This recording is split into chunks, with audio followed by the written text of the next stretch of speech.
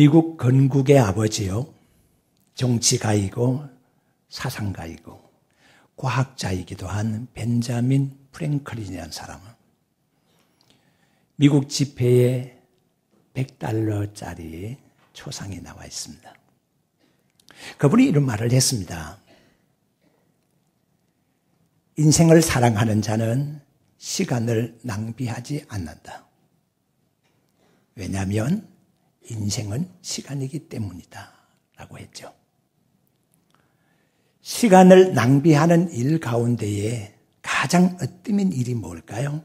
그것은 염려하거나 불평하는 일입니다. 믿음의 성도 여러분, 우리가 인생을 살아가면서 염려하고 불평한다고 해서 안 될 일이 되거나 늦게 될 일이 빨리 되거나 그런 일은 없습니다. 일은 조화롭게 순조롭게 되어가는 것이죠. 많은 사람들이 염려하고 걱정하고 불안하고 초조해하고 불평하고 그렇게 하면 일이 뭔가 빨리 될 줄로 아는 것 같습니다. 먼 길도 짧게 금방 갈 수 있는 것으로 생각하기가 쉽습니다. 그렇게 생각했던 사람들이 가나안 땅 약속의 땅으로 가고 있었던 이스라엘 백성들이 그랬지 않습니까? 그들은 툭하면 원망하고 불평했습니다. 그리고 염려했습니다. 그렇다고 해서 그들의 가는 길이 짧아졌습니까? 오히려 날수가 더 길어졌습니다.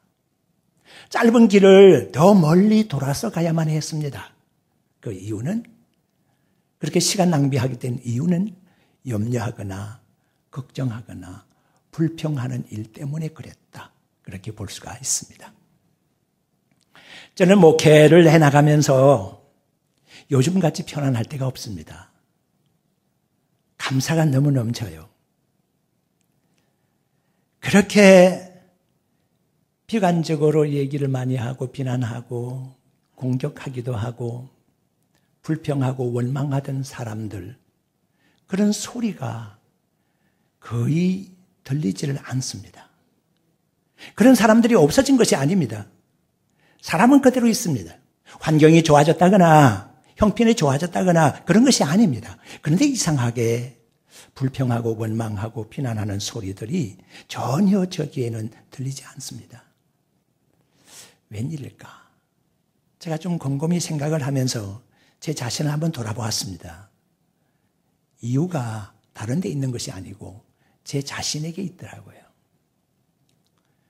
저는 많은 시간에 헛되게 하나님께 원망하고 불평한 적이 많이 있었습니다.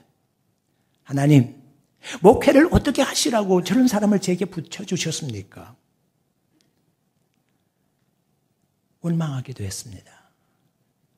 많은 시간 잠을 자지 못했고 많은 시간 탄식을 하고 한숨을 쉬었습니다. 그런데 어느 때부터인가 제가 감사하기 시작했습니다. 하나님 감사합니다. 그런 사람을 제게 붙여주셔서 저는 더욱더 기도하게 되었습니다. 더욱더 조심스럽게 살게 되었습니다. 하나님 은혜 감사합니다. 제가 감사하기를 시작했을 때에 주변에 원망하거나 불평하는 소리가, 염려하는 것들이 없어지기 시작한다는 것을 알게 됐습니다. 믿음의 성도 여러분, 여러분들을 애먹이게 하고 여러분들을 잠 못 자게 하고 여러분들을 괴롭히고 여러분들을 탄식하게 하는 많은 일들이 있을 겁니다. 그 일들 하나하나를 생각하면서 지금까지는 탄식스러워했고 그 일로 인해서 부정적으로 생각을 했지만은 이제는 그런 모든 일에 대해서 관점을 바꾸어서 감사하는 쪽으로 생각을 한번 해보세요. 한번 바꿔보세요. 그러면 많은 것들의 변화가 일어나게 될 겁니다. 그래요. 인생살이는요, 염려투성입니다. 염려하게끔 되어 있는 구조가 그래요. 19절부터 이렇게 살펴보게 되면 몇 가지 비유의 말씀이 나와요. 첫 번째 비유는 재물을 땅에 쌓아놓은 어리석은 사람에 대해서 좀과 동록과 도둑이 구멍을 뚫고 다 해하고 못쓰게 만든다라고 하는 첫 번째 비유가 나오고 있어요. 그러니까 보물을 땅에 쌓아두지 말고 하늘에 쌓아두라고 하는 결론적인 말씀을 하시는 거죠. 다음에 몸의 등불에 대한 말씀을 하시면서 빛이 있어야 눈의 기능을 잘 할 수가 있다라고 하는 것을 말씀하고 계세요. 세 번째 비유는 한 사람이 두 주인을 섬길 수 없다라고 하는 비유의 말씀을 통해서 사람이 하나님과 재물을 겸하여 섬길 수 없다는 것을 말씀하고 계세요. 네 번째는 공중에 있는 새를 그리고 들에 있는 백합을 보라고 말씀하시면서 염려하거나 걱정하지 말라고 말씀하셔요. 이 네 가지 비유의 말씀의 핵심적인 부분이 뭔가 하면 먼저 챙길 것을 먼저 챙기고 중요한 것을 중하게 여겨라고 하는 것이죠. 하나님의 나라를 먼저 생각하고 하나님의 의를 먼저 찾으라고 하는 것이지요. 그리고 염려하지 말고 걱정하지 말라라고 하는 것이 그 내용이잖아요. 사람들은요, 먹는 것에 대해서 걱정을 많이 합니다. 한 끼를 먹었다고 해서 그 다음에 염려가 안 되는 건 아니잖아요. 그리고 오늘 하루를 먹었다고 해서 내일 염려가 안 되는 건 아니잖아요. 내일도 또 먹어야 되잖아요. 이번 한 달만 먹어도 돼요? 다음 달은 또 어떡하고요? 올해만 살면 됩니까? 내년에는 뭘 먹고 살죠? 그러니까 직장에서도 구조조정의 대상이 되어서는 안 되겠고, 하는 사업에 부도가 나도 안 되겠고, 어려워도 안 되겠고, 불확실한 미래에 대해서 많은 사람들은 걱정을 하고 있는 거예요. 그것의 기본적인 것은 먹는 문제에 있다라고도 볼 수가 있어요. 우리 예수님이 다니시는 곳마다 많은 사람들이 운집회에 있어서요. 어디로 가면 무리들이 다 따라서 움직여서요. 예수님께서 어느 날은 광야로 나가셨는데 수많은 사람들이 예수님을 따라 나왔어요. 남자 장정만 약 5,000명 가까이 됐어요. 그때 당시 5,000명 정도라고 하면 인구로 봐서 요즘에 5만 명에 해당될 수 있는 그런 숫자일 거예요. 기적적인 많은 숫자의 사람들이 예수님의 주변에 모여 있었는데 이 사람들이 예수님께로 왔을 때에는 아무런 음식 준비를 못했어요. 왜 그랬을까요? 뭐 가난하고 없어서 준비를 못했다? 그러기는 생각하기가 어려워요. 주먹밥이라도 준비를 해왔을 수 있잖아요. 그런데 아무도 준비를 하지 않았다는 얘기는 자기들이 간단하게 한두 시간 그들 당시에 랍비들이 했듯이 성경 말씀에 대해서 간단하게 설교해 주시고 그리고 또 문답에 응해 주시고 그리고 한두 시간 정도 하다가 헤어지게 되면 점심때는 자기 집으로 돌아올 수 있겠거니 아니면 늦은 점심이라도 먹을 수 있겠거니라고 간단하게 생각했어요. 그런데 들판에서 예수님 말씀이 되는데 너무너무 재미있을 뿐 아니라 말씀이 길어졌어요. 그러니까 말씀을 하시는 예수님도 배가 고프셨을 것이고 말씀을 듣고 있었던 사람들이 배가 고픈 것, 그것은 해가 서쪽으로 기울어질 때야 알게 된 거예요. 해가 저물었다. 그리고 여기는 들판이다. 빈 들판이다. 무엇을 먹어야 되겠는데 이렇게 찾아보니까 떡 5개, 물고기 2마리를 가지고 있는 작은 도시락을 가지고 있는 어린 아이가 있는 거예요.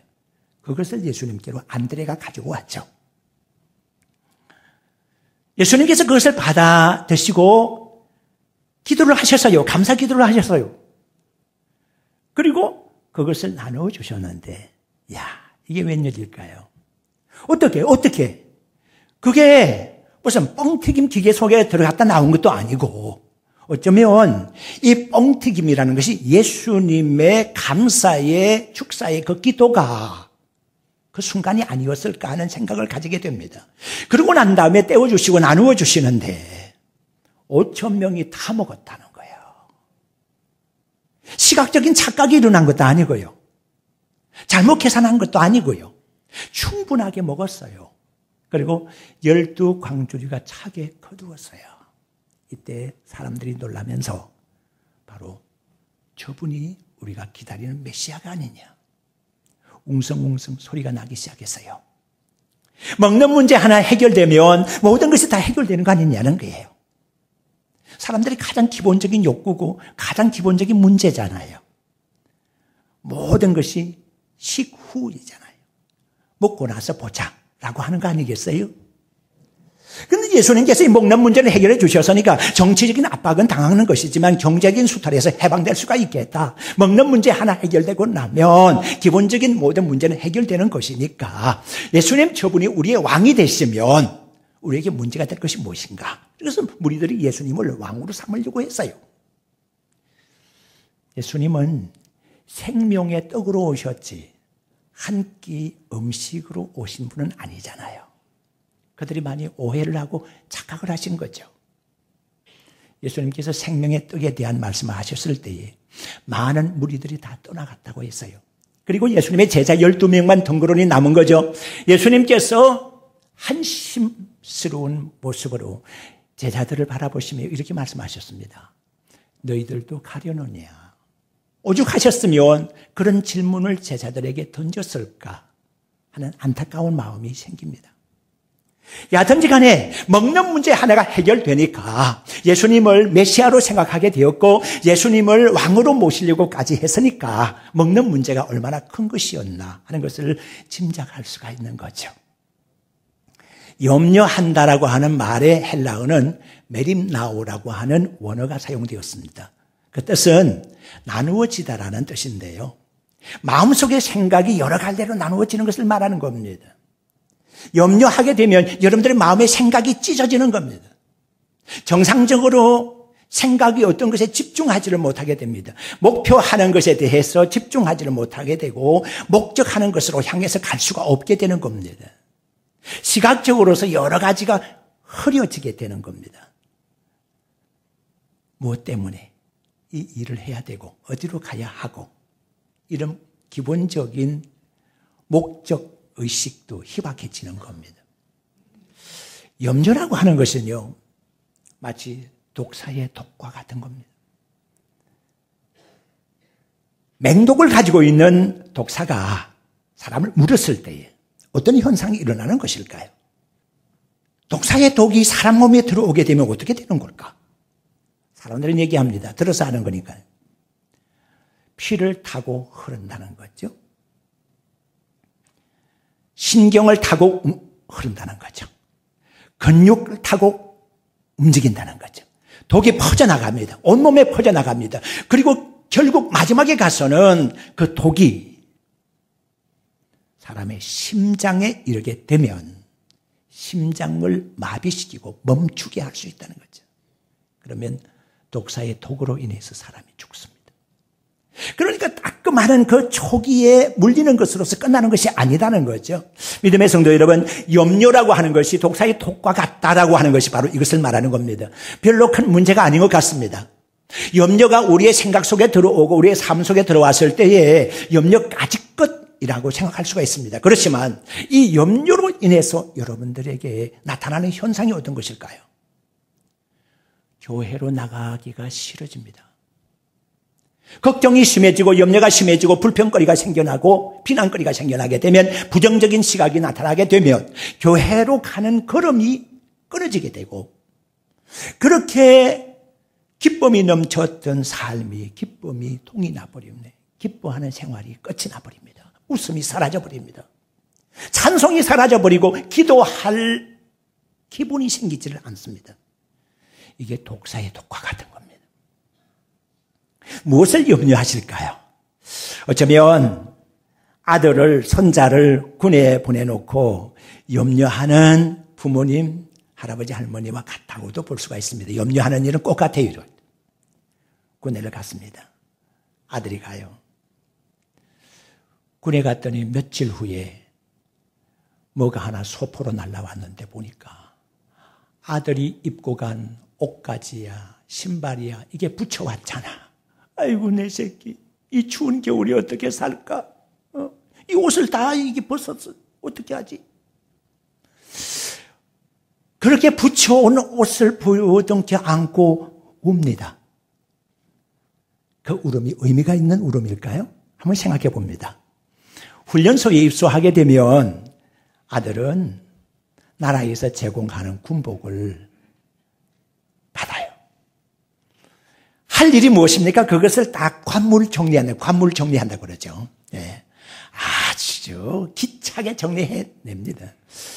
집에 있을 때에는 아무 일도 옷을 벗어가지고 휙 던지던 그런 아이가 말입니다. 군대에서 어떻게 했는 줄 아십니까? 예? 관물 정리하는데 기가 막히게 합니다. 예. 다 길이도 일정하게, 예. 그리고 높이도 다 이렇게 층층이, 아파트를 지어도 어떻게 그렇게 지을 수가 없어요. 층층이 멋있게 만든다고 속에다가 종이도 다 넣어가지고 빳빳하게 해가지고 다 반듯하게 타게. 필요할 때에 내복 입으면 내복 입고 나가고, 예. 필요할 때에 작업복 입고 나가고, 운동복 입고 나가고, 다 나라에서 대주거든요. 제가 군대 갔다 오는 것을 생각을 해봅니다. 제가 11월 말 정도에 6개월 동안을 가장 기본적인 훈련에서부터 유격 공수훈련까지 6개월 동안 훈련을 받았어요.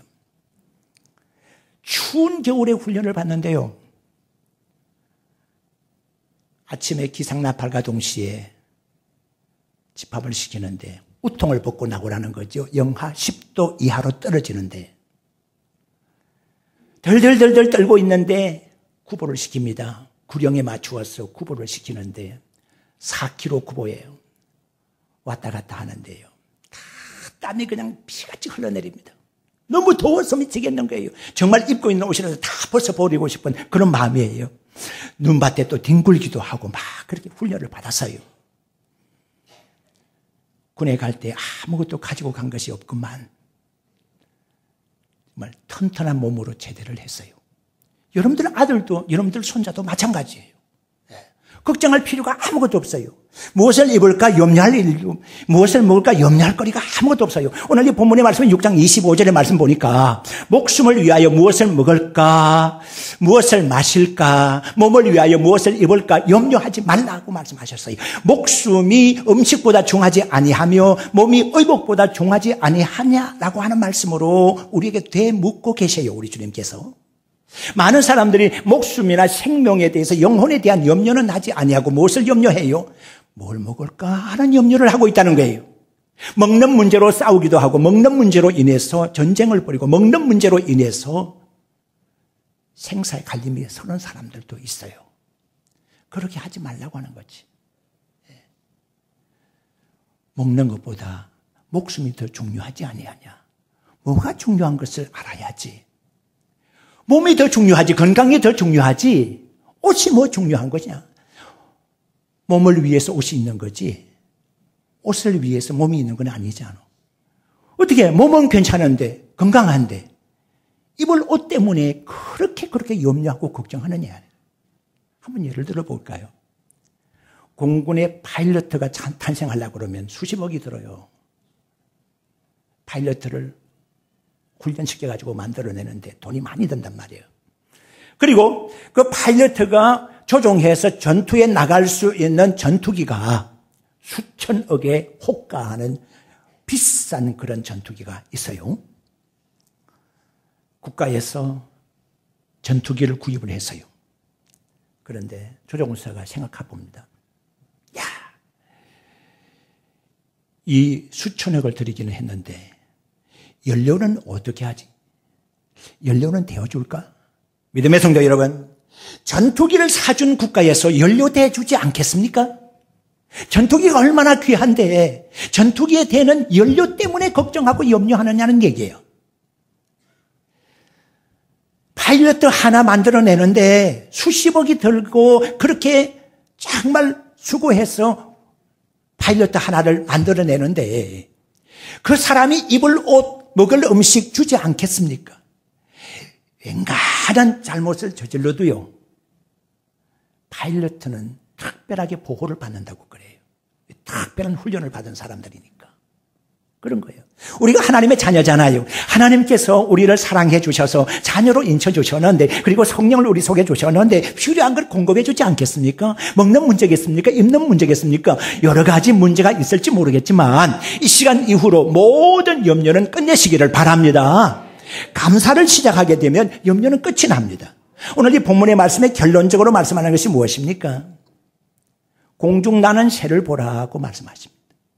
공중의 새를 보라고 말씀하시는데 나는이라고 하는 말은 없어요. 만약에 하나 더 넣으라고 하신다면, 수식어를 하나 넣으라고 그런다면 공중에 나는 새를 보아라. 그렇게 해야지 우리가 좀 더 이해가 좋을 거라고 생각이 듭니다. 그리고 들의 백합을 보아라. 들의 피어난 백합을 보아라. 그렇게 되면 더 멋진 수식어가 달려있는 문장이 되지 않겠습니까? 한번 생각해 봅니다. 공중에 나는 새는 뭐가 있어요? 날개가 있으니까 나는 거예요. 이 새가 날개를 접어버리면 땅에 떨어집니다. 땅에 있는 새는, 땅에 기어다니는 새는, 땅에서 먹이를 찾는 새는 날개를 거의 사용을 하지 않습니다. 날개를 접어버리면 땅에 앉겠다는 것이거든요. 아무리 공중을 날고 있는 새도 땅에 앉으면 맹금류의 표적의 대상이 될 수가 있습니다. 저는 날개가 달려있는 비둘기가 고양이의 먹이가 되는 것을 보았습니다. 왜 날개에 달린 비둘기가 고양이에게 잡혀요? 날개로 날지 않았기 때문에 잡힌 거죠. 날개를 펴서 날 수만 있었다면 참새도 안전한 거죠. 날 수가 있다면. 믿음의 성도 여러분, 우리 믿음의 성도들에게는 날개가 있어야 됩니다. 날개가 있어야 날아 올라갈 수 있지 않겠습니까? 영적인 비상이 이루어지지 않겠습니까? 이 날개가 무엇인지 아십니까? 찬송과 감사의 날개인 줄로 믿습니다. 여러분들이 감사하고 여러분들이 찬송할 때에 여러분들의 영혼은 비상한단 말입니다. 올라간단 말입니다. 성령 충만하게 된단 말입니다. 감사하지 않는 사람, 원망하고 불평하고 자꾸만 비난하고 부정적인 것 생각하는 사람들은요, 날개가 떨어진 거예요. 그런 사람들은요, 사탄의 공격 대상이에요. 원망 즐겨하는 사람, 염려 즐겨하는 사람, 마귀가 아주 좋아합니다. 들의 백합 생각해 봅니다. 꽃이기를 원한다고 하면 피어나야지 꽃이지. 꽃은 피기까지 향기가 없습니다. 꽃이 피어야지 벌과 나비가 찾아오는 거 아닙니까? 믿음의 성도들이 활짝 피어야 되거든요. 그저 꽃봉오리만 맺고 있으면 되는 거 아니잖아요. 피어야죠. 편지도 그렇습니다. 개봉이 되어서 내용이 읽혀지기까지는, 편지의 내용이 뭔지 알기까지는 편지로서의 가치가 없는 거지. 개봉이 되어서 편지 내용이 밝혀졌을 때 우리는 그리스도의 편지예요. 속에 있는 것들이 향기로 나타나야 되고 내용이 밖으로 나가야 되는 거거든요. 우리의 참 진가를 보여드리기 위해서, 하나님의 자녀의 아름다운 모습을 보여주기 위해서 우리는 감사와 찬송이 있어야 합니다. 감사와 찬송이 있을 때 우리는 피어나는 것이고요. 감사와 찬송이 있을 때 우리는 날갯짓하면서 올라갈 수가 있는 것입니다. 이제까지의 삶을 돌아보시기를 바랍니다. 다음 주는 추수 감사 주일입니다. 우리는 한 해 동안의 삶을 이제 청산하면서 감사로서 좀 이렇게 청산을 좀 해보려고 그럽니다. 하나님, 지나온 세월 동안에 원망하는 일도 많았고 염려하는 일도 많았습니다. 그러나 이제 하나님 앞에 감사함으로써 한 해를 마무리 지으려고 그럽니다. 우리 하나님께서는 이제까지 너 어떻게 살았냐 묻고 있지 않습니다. 지금 너 뭐 할 거냐를 묻고 있습니다. 그걸 주님께서는 우리에게 찾으시는 것이 감사, 바로 이것을 찾고 계시거든요. 주님 앞에 올바른 감사, 인색하지 않고 아주 풍성한 감사가 다음 주에 이루어질 수 있기를 바랍니다.